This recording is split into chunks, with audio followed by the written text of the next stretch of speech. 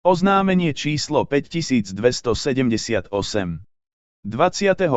decembra 1951. Koniec tejto spasiteľskej periódy, spasiteľský plán Boží.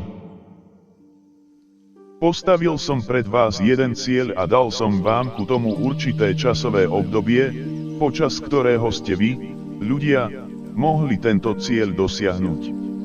No nestalo sa tak. Ale vzhľadom už na krátkosť vášho zostávajúceho času, keby ste to brali vážne, tak dosiahnutie tohto cieľa by bolo pre vás, ešte aj teraz, možné. Avšak už vám daná lehota uplynula a od konca vás delí len krátka doba. Kto dovtedy vytýčený cieľ nedosiahne, ten svoj duchovný život prehral. Stratil svoj čas, nechcel žiť a preto jeho osudom je smrť. Táto spasiteľská perióda sa dokončí a začne sa jedna nová. Čas, teraz ľudsky stelesneného duchovna, nezmeniteľne uplynul a keď utrpelo fiasko, bude musieť znova vstúpiť do kolobehu vývoja, aby sa naplnil zákon večného poriadku. Vytýčená doba teda uplynula a už vás len minúty oddeľujú od toho, kedy zastaraná zem zmizne. Vtedy sa na nej rozpustí každá stvorená vec, aby mohli vzniknúť nové a aby tieto mohli poskytnúť novú možnosť k vývoju pre duchovno, ktoré je ešte nezrelé. Túto hodinu opakovane staviam pred vaše oči, ale čo počujete, bez dojmu prejde okolo vašich uší. Nechcete tomu uveriť.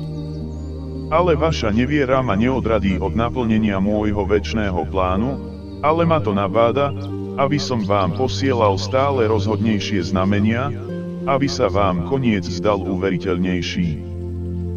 Vaša neviera ma teda nabáda ku tomu, aby som vám uštedril veľmi bolestivé rany. Aby som vás priviedol k rozumu a aby ste si uvedomili, že čo je vlastne život a ako ste ho doteraz používali. Preto nebudete ušetrení od hodín biedy a núdze, ktoré vám ale ku tomu dopomôžu, ak to vážne budete chcieť, aby ste predsa len dospeli k stanovenému cieľu.